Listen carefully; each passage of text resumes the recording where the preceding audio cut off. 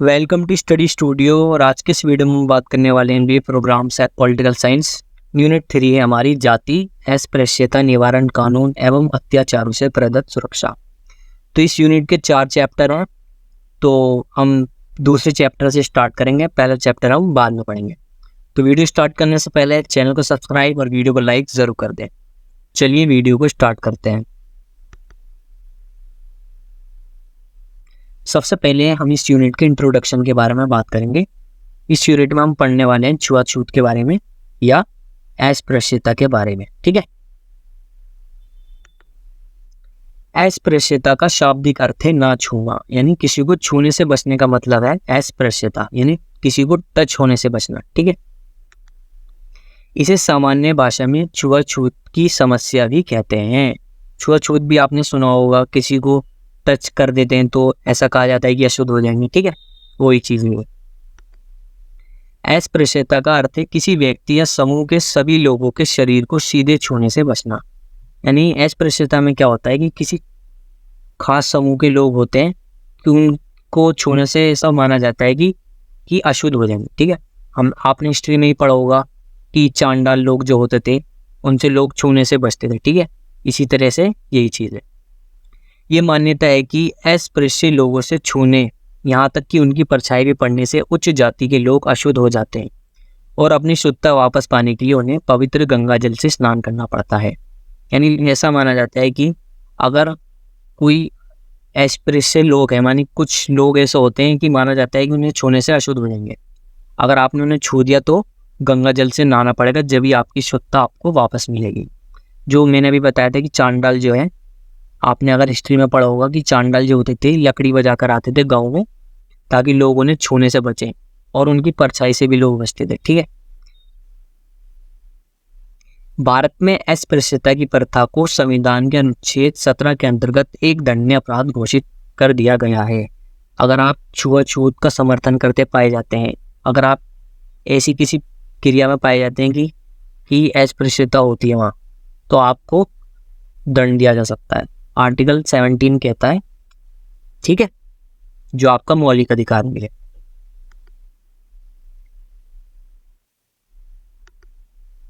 उन्नीसवीं शताब्दी में कई सामाजिक सुधार आंदोलन हुए। अब 19वीं सेंचुरी में क्या होता है कि बहुत सारे सामाजिक सुधार आंदोलन होते हैं कि जाति प्रथा को खत्म करने के लिए, कि लोगों में भेदभाव नहीं होता। ठीक है,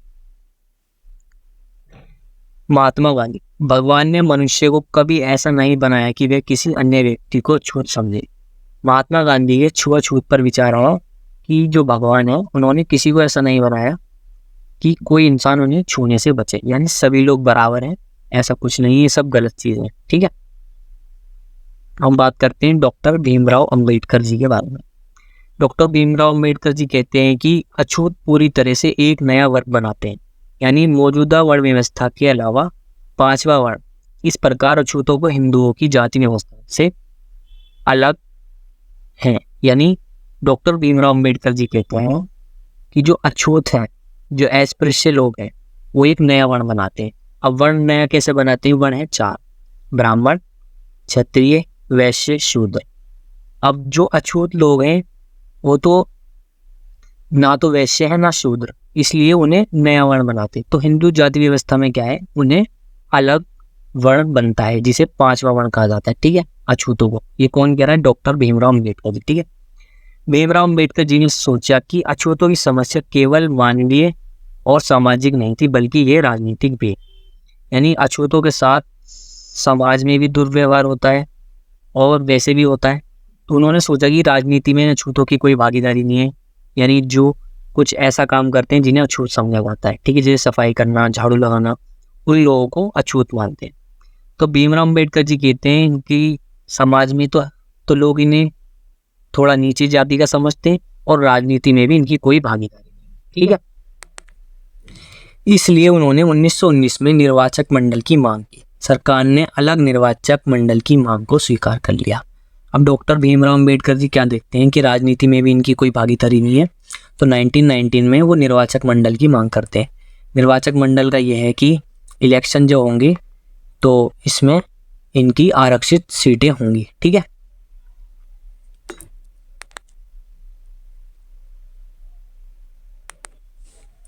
लेकिन महात्मा गांधी जी को ये स्वीकार नहीं था। उन्होंने सोचा कि इससे हिंदू और अछूतों में विभाजन हो सकता है। अब डॉक्टर भीमराव अम्बेडकर जी तो कह रहे थे कि निर्वाचक मंडल होना चाहिए, यानी जो जिन लोगों को अछूत माना जाता है उनके लिए सीटें रिजर्व होनी चाहिए इलेक्शन में।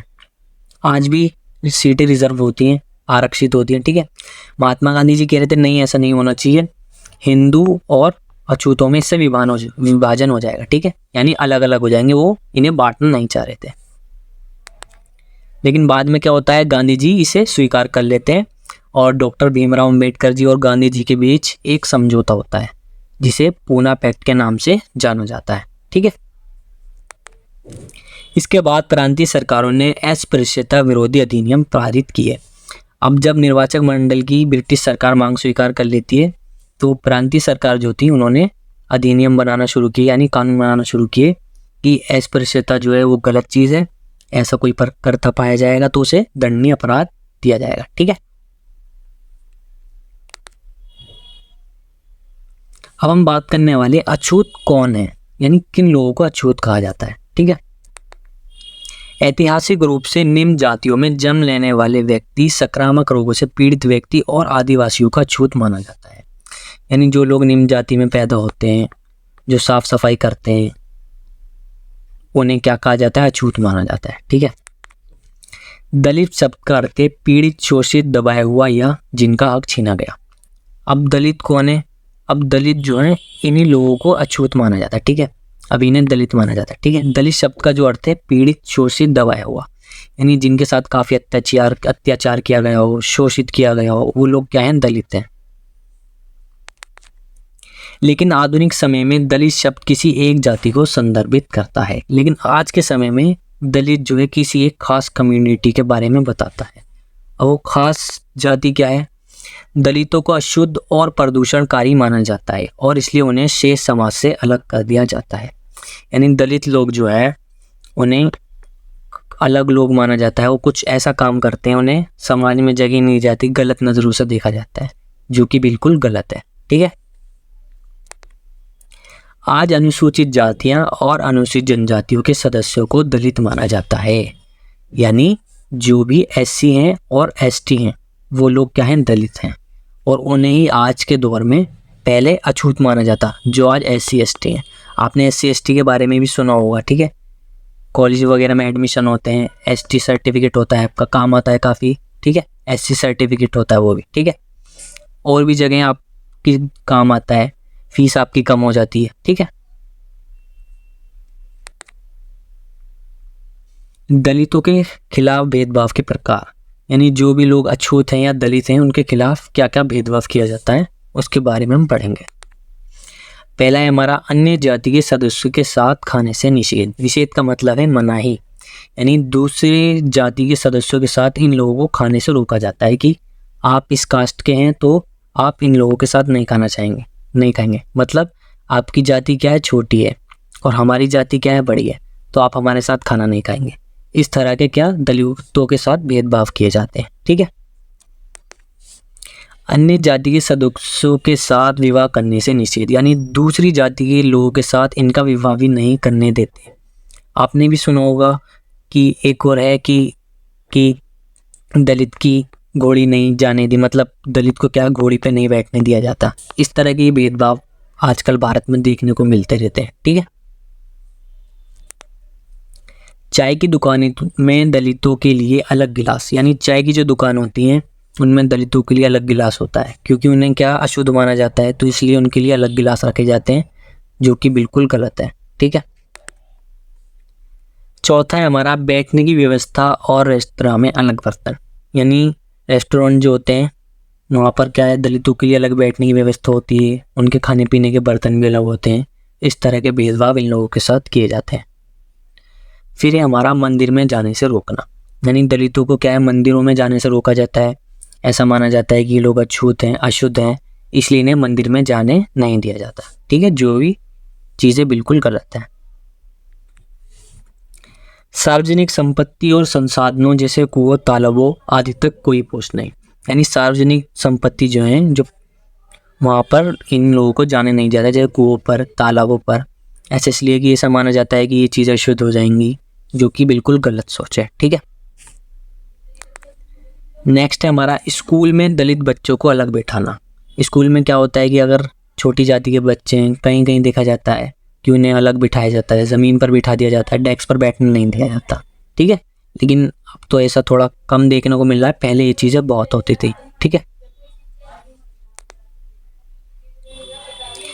अब हम बात करने वाले हैं अस्पृश्यता या छुआछूत के संवैधानिक पहलू। इसका मतलब है कि इस संविधान में क्या क्या प्रावधान है छुआछूत को लेकर। ठीक है, पहला है हमारा भारतीय संविधान में ऐसे प्रावधान हैं जो समानता, स्वतंत्रता, भेदभाव के खिलाफ अधिकार तथा छुआछूत की समाप्ति की बात करते हैं। यानी भारतीय संविधान जो समानता की बात करता है, स्वतंत्रता की बात करता है और भेदभाव के खिलाफ कुछ अधिकार दिए गए, और भारतीय संविधान छुआछूत की समाप्ति की भी बात करता है। ठीक है, आर्टिकल 14 कानून के समक्ष समानता की बात करता है। यानी आर्टिकल 14 जो है वो कानून के सामने समानता की बात करता है। कोई भी किसी भी जाति का हो, किसी भी धर्म का हो, कोई भी इंसान कानून के सामने क्या है, सब बराबर है, इक्वल है बिल्कुल। ठीक है, अब चाहे कोई भी जाति का हो। ठीक, नेक्स्ट है हमारा अनुच्छेद 15A, राज्य किसी नागरिक के विरुद्ध धर्म, जाति, लिंग, जन्म स्थान या इनमें से किसी के आधार पर भेदभाव नहीं करेगा।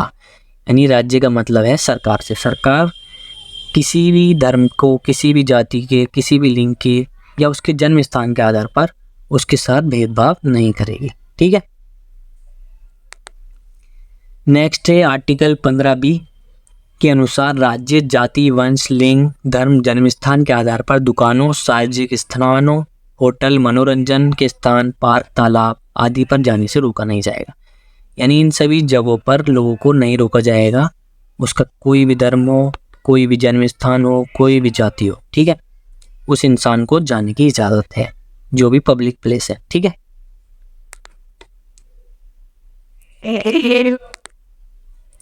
अनुच्छेद 16 राज्य के अधीन नौकरियां या पदों पर नियुक्ति के लिए धर्म, जाति, लिंग, वंश, जन्म स्थान या इनमें से किसी के आधार पर भेदभाव नहीं किया जाएगा।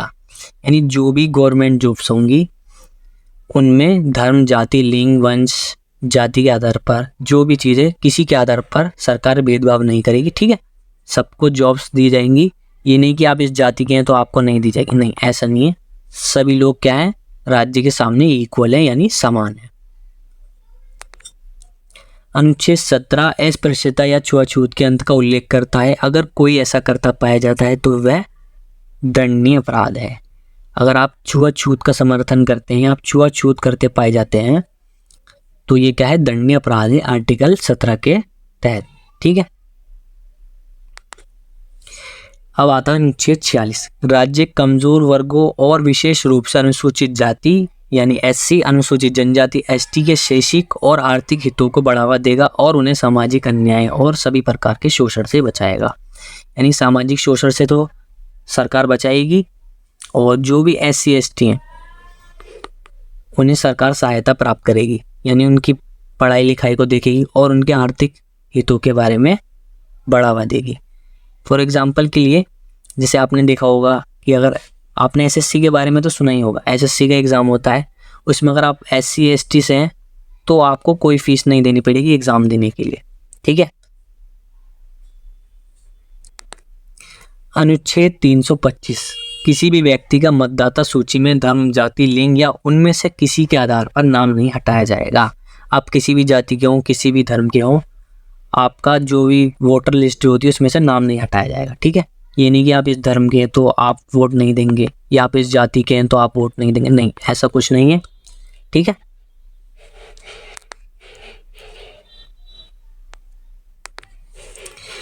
अब बात करते हैं अनुच्छेद 330 की।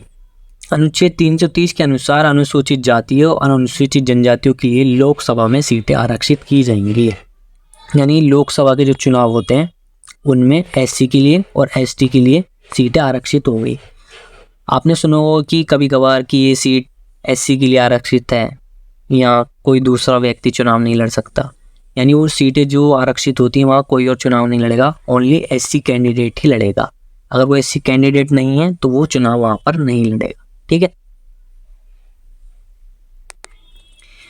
अनुच्छेद 332 राज्य की विधानसभाओं में अनुसूचित जाति व अनुसूचित जनजातियों के लिए सीटों के आरक्षण का प्रावधान है। अभी हमने पढ़ा अनुच्छेद 330 कह रहा था लोकसभा में SC ST के लिए सीट आरक्षित होगी। अब हम बात करते हैं राज्य की विधानसभाओं में, और जो स्टेट के इलेक्शन होंगे उसमें भी SC ST के लिए सीटें आरक्षित होंगी, यानी लोकसभा में और राज्य की विधानसभाओं में भी SC ST के लिए सीटें आरक्षित की जाएंगी। ठीक है, हम बात करते हैं अनुच्छेद 338 के बारे में। राष्ट्रपति द्वारा नियुक्त अनुसूचित जाति और जनजातियों के लिए एक विशेष आयोग होगा। इस विशेष आयोग का कर्तव्य होगा कि वह अनुसूचित जाति और जनजातियों के लिए प्रदान किए गए सुरक्षा उपायों से संबंधित सभी मामलों की जांच संविधान के तहत करेगा। यानी राष्ट्रपति जो है एक आयोग की नियुक्ति करेगा और वो भी जो SC ST के बारे में सारी रिपोर्ट राष्ट्रपति को सौंपेगा कि इनकी क्या स्थिति है, ठीक है, क्या क्या आगे किया जा सकता है इनके बारे में, ये सभी चीज़ें। ठीक है, तो वीडियो हमारी यहीं एंड होती है। अगर आपको वीडियो अच्छी लगी हो तो चैनल को सब्सक्राइब और वीडियो को लाइक करना ना भूलें। और आप PDF डाउनलोड करना चाहते हैं तो इसकी डाउनलोड कर सकते हैं, मैंने टेलीग्राम का लिंक दे दिया है। तो मिलते हैं फिर नेक्स्ट वीडियो में। Thanks for watching.